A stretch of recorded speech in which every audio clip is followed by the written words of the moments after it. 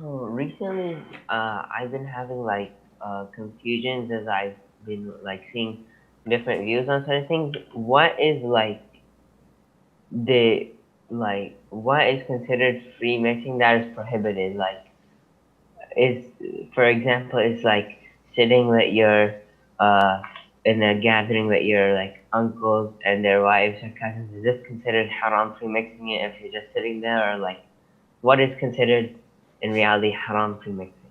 Okay, first of all, the issue of free mixing is an issue that a lot of the Muslims have great confusion over. So they say, why is free mixing haram?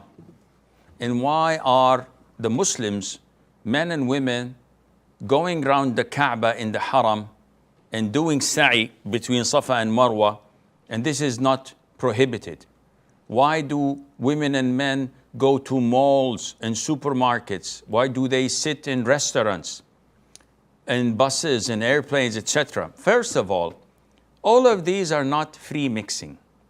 Free mixing is when you get a chance to exchange glances, knowing what is wrong and what is right. This is a different thing. Looking at one another, talking, chit-chatting, flirting. This is free mixing. People don't do this in the Haram, nor on airplanes or buses or in a mall.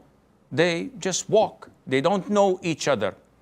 Now, for you to go to a restaurant with your uncles and aunts, they're mahram.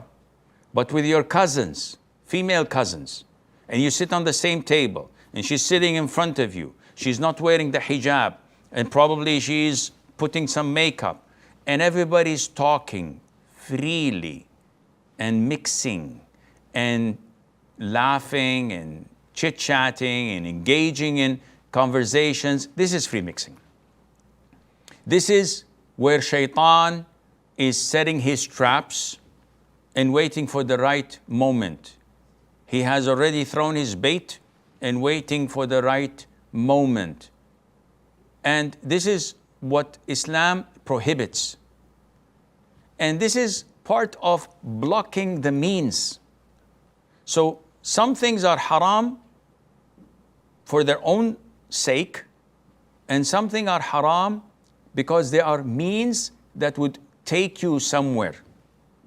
So if I were to shake hands with an unmahram woman, would that be an actual sin in itself that would take me to hell because of itself, or because of what it will inevitably and eventually lead to? So in order to block the means of fornication and adultery, this doesn't happen overnight. There are steps of shaitan that we have to follow.